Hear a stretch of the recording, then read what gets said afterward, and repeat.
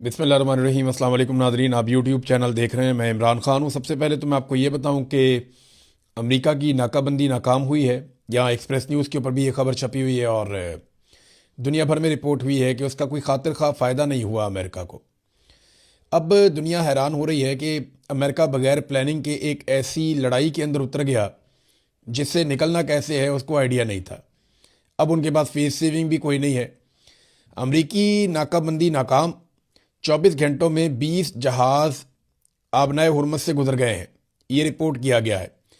Washington में एक अमरीकी जरीदे की रिपोर्ट में दावा किया गया कि अमरीकी नाकाबंदी के बावजूद 24 घंटों के दौरान 20 से ज़ायद तजारती जहाज़ आबनाए हुरमस से गुजरने में कामयाब हो गए, जिसने सूरत हाल को मज़ीद पेचीदा बना दिया है। अब जो बड़े और ताकतवर ममालिक के जहाज़ हैं उन्हें अमेरिका रोक तो नहीं सकता ना। इब्तदाई तौर पे कुछ 6 बहरी जहाज़ जो हैं उनको वापस जाना पड़ा, वो वापस गए। उनको डोनाल्ड ट्रंप ने, अमेरिका ने, उन लोगों ने बड़ा रिपोर्ट किया कि हम तो बड़े कामयाब हो गए, हमारा बड़ा शानदार जो है वो ब्लॉकेज है। ईरान ने एक धमकी लगाई है कि अगर ब्लॉकेज ख़त्म ना की गई तो वो रेड सी या बहरा अहमर को भी बंद कर देंगे। ये अगर आप नक्शे में देखें ना रेड सी को, तो ये वो इलाका है जो बाबे मंदब से ऊपर की तरफ है और ये नहर स्वीज़ की तरफ जाता है। इससे ही सारे यूरोप को आमदरफ्त होती है और यहीं से जो है वो अमेरिकन भी मूव करते हैं। ये एक शॉर्टेस्ट रास्ता है जिसे पूरी दुनिया इस्तेमाल करती है यूरोप को और एशिया को मिलाने के लिए। मगरिब और मशरिक के संगम के लिए बहरा अहमर बहुत इंपॉर्टेंट है। अब इस बहरा अहमर को लेकर ये ईरान की जानिब से दावा किया गया या धमकी लगाई गई कि अगर अमेरिका अपनी ब्लॉकेज ख़त्म नहीं करता तो जो रेड सी है उसको भी हम ब्लॉक कर देंगे। उसको ईरान कैसे ब्लॉक करेगा? ईरान तो वहाँ से दूर है। देखिए, रेड सी के एक तरफ जो है वो मिस्र है, पीछे लीबिया है, नीचे जो है सूडान है, सोमालिया है, वहाँ पे जबूती है। ये ममालिक एक तरफ हैं, दूसरी तरफ यमन है, सऊदी अरब है। अब ये ममालिक हैं दूसरी तरफ। तो यमन एक ऐसी जगह पे मौजूद है और हौसी बागी एक ऐसी जगह पे मौजूद हैं। हौसियों की जो पूरी तंजीम है और ताकत है वो उस जगह पे इकट्ठी है जहाँ से वो बहरा अहमर को बंद कर सकते हैं। और ईरान के पास अपनी एक मिसाइल टेक्नोलॉजी भी है और ईरान के पास अमली तौर पे यमन में ऐसा बंदोबस्त है कि वो वहाँ से बहरा अहमर को बंद करने की सलाहियत रखते हैं। लंबे अरसे तक ना भी कर सकते हो लेकिन वो उसको बंद कर सकते हैं। अब ये उन्होंने धमकी लगाई है। फिर ट्रंप ने फौरी तौर पे एक स्टेटमेंट जारी किया और ट्रंप ने चाइना को ऐसा लगता है कि अपने साथ खड़ा करने की एक कोशिश की। हालांकि चीन की तरफ से स्टेटमेंट आया कि दुनिया में इस वक्त जंगल का कानून नाफिज है। फिर चाइना ने एक बड़ा सख्त कानून भी पास किया है और ये कानून पास करके चीन ने पूरी दुनिया को एक पैगाम भी दिया है। बैरूनी दबाव का ये जवाब है। चीन ने ताकतवर कानून नाफिज करके दुनिया को सख्त पैगाम दिया है और इसके ऊपर फौरी तौर पर दस्तखत भी कर दिए गए हैं कि हम अपनी मईशत का, अपने शहरियों का और अपने इदारों का हम तहफ़्फ़ुज़ करेंगे। हमें कोई रोकेगा तो फिर वो भुगतेगा। ये चाइना ने एक सख्त कानून पास कर दिया है। तो काम के मुताबिक इस कानून के तहत ऐसे गैर मुल्की अफराद, कंपनियों और इदारों की एक खसूसी फहरिस्त भी तैयार की जाएगी जो चीन के खिलाफ इकदाम में मुलविस होंगे। इन अफराद या इदारों के खिलाफ मुख्तलिफ नौइयत की पाबंदियां और जवाबी इकदाम भी किए जाएंगे। अब ये जो बढ़ती हुई कशीदगी है इसमें चाइना ने यह कानून पास किया है। डोनाल्ड ट्रंप इस चीज़ की नज़ाकत को समझ रहे हैं।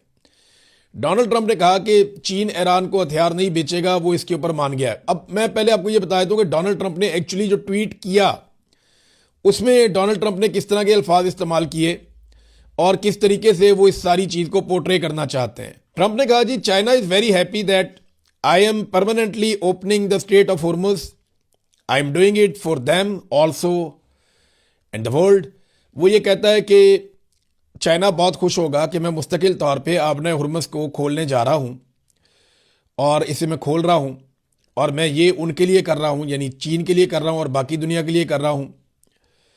और वो इस बात पे मुत्तफिक हो गए हैं कि वो ईरान को हथियार नहीं भेजेंगे। और जब मुझे चीनी सदर मिलेगा, प्रेसिडेंट शी, उनके बारे में उन्होंने कहा कि वो मुझे एक बड़ा ज़बरदस्त तरीके से गले लगाएंगे जब मैं उनके पास पहुँचूँगा।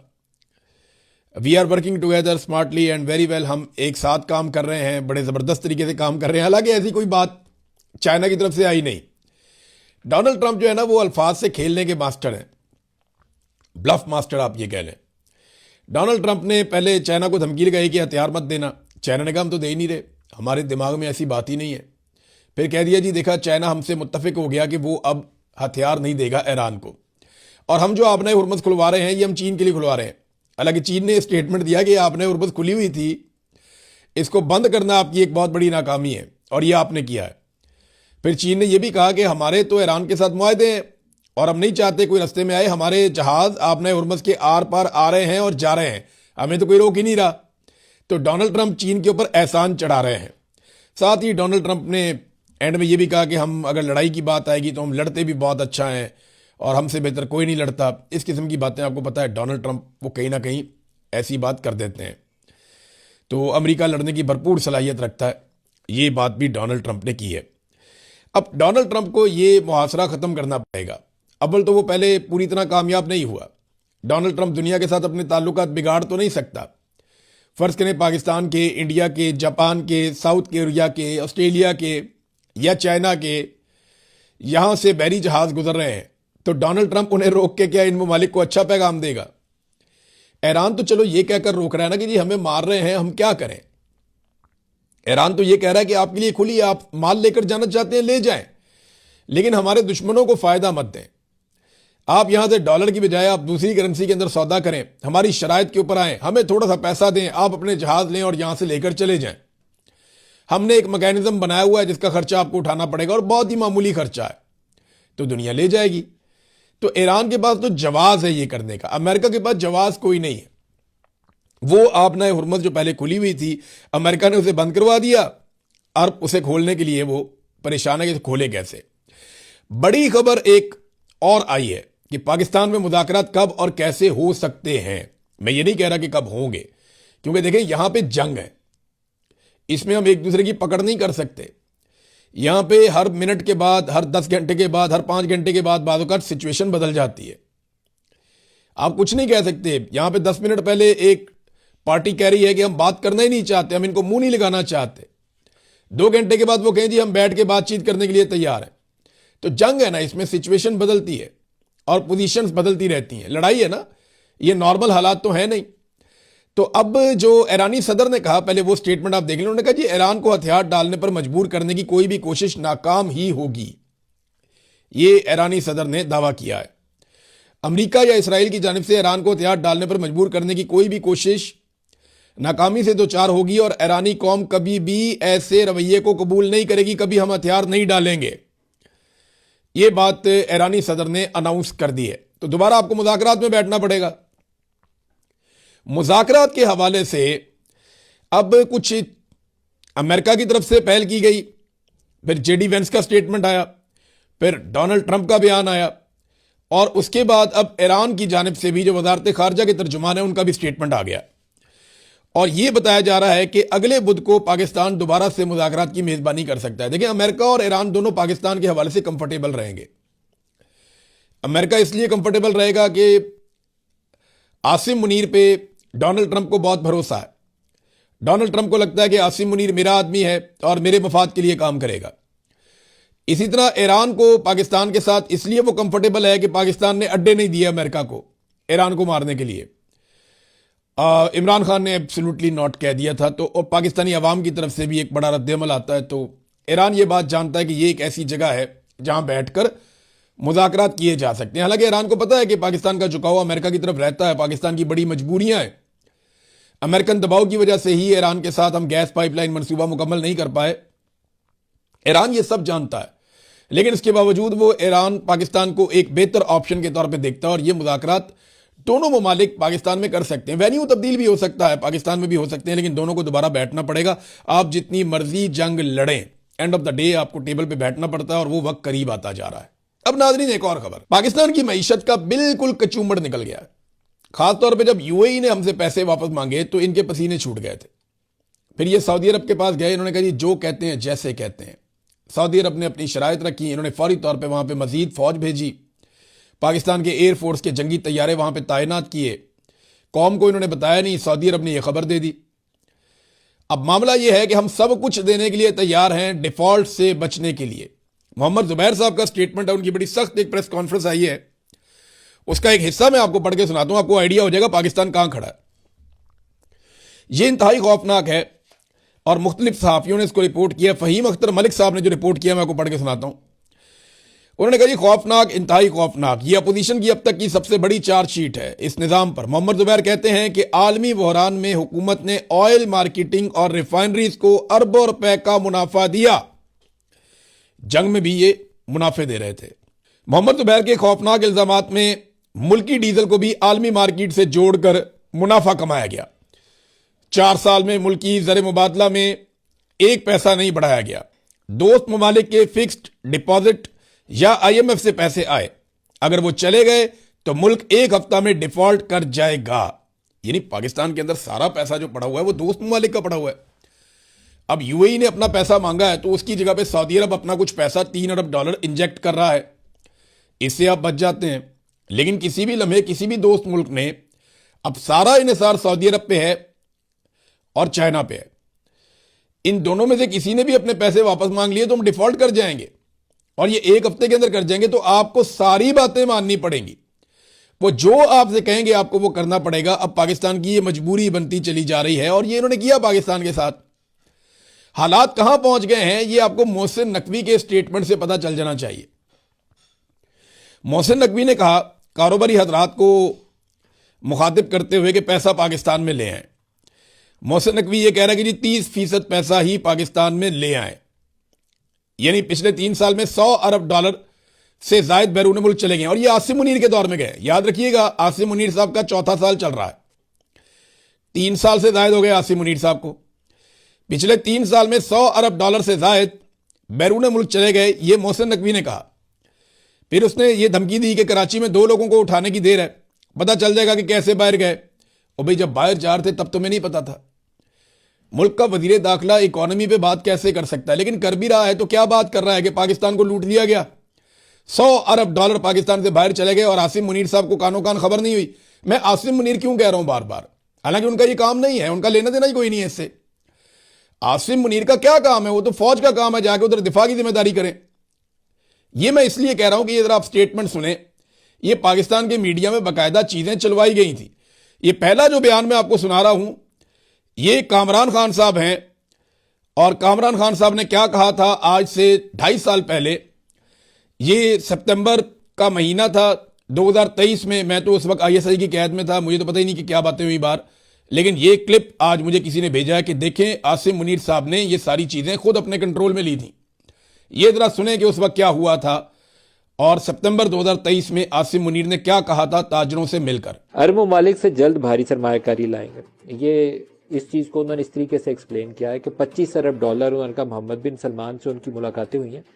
सऊदी अरब से कहा है कि आप पाकिस्तान में सरमायाकारी करें, ज़राअत के शोबे में, माइनिंग के शोबे में, और IT में चाइना भी आएगा, तो आप इसमें इन्वेस्ट करें। हम आपसे $1-2 अरब नहीं मांग रहे, हमें $25 अरब चाहिए। $25 अरब लगाइए। ये नदीम मलिक साहब का था क्लिप कि जनाब $25 अरब सऊदी अरब से सरमायाकारी लेकर आ रहे हैं आसिम मुनीर साहब। इन्होंने दावा किया करप्शन खत्म कर देंगे, स्मगलिंग बंद कर देंगे, ये करेंगे वो करेंगे, बहुत सारे दावे आसिम मुनीर साहब ने किए। इनका काम नहीं है लेकिन उन्होंने दावे किए। अब सुने कामरान खान साहब क्या कह रहे थे।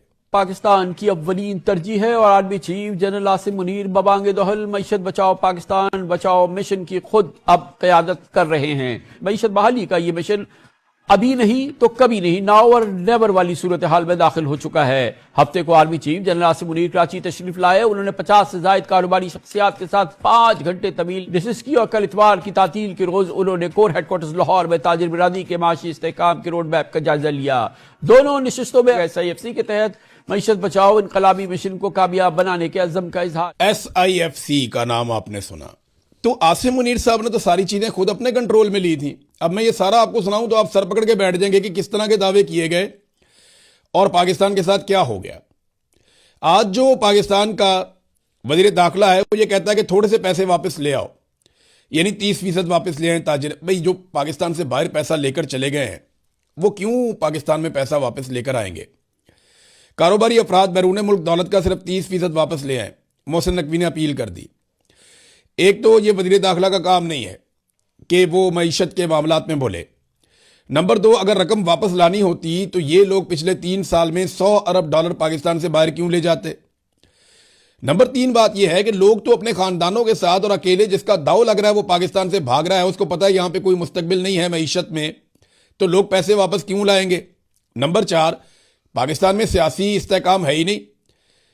कोई नहीं जानता कि कल क्या होगा। किसी को आइडिया नहीं है कि कल आसिम मुनीर साहब का मूड चेंज हो जाए, वो पाकिस्तान में मार्शल लॉ लगा दे। ये बातें हमने सुनी है। कल मूड चेंज हो जाए, कौमी हुकूमत बना दे। कल मूड चेंज हो जाए, वो कुछ और कर दे। तो पाकिस्तान में कोई सियासी इस्तेहकाम नहीं है, बंद कमरों में फैसले होते हैं। 5वीं सबसे इंपॉर्टेंट बात यह है कि फैसले यहां पे बंद कमरे में होते हैं। करप्शन के पाकिस्तान में रिकॉर्ड टूट गए हैं और कोई भी फैसला साजी के अंदर जो दिमाग वाले लोग हैं या मईशत को जानने वाले लोग हैं वो इसका हिस्सा ही नहीं है। नंबर 6 यह है कि अदालतों में पाकिस्तान में इंसाफ ही नहीं मिल रहा।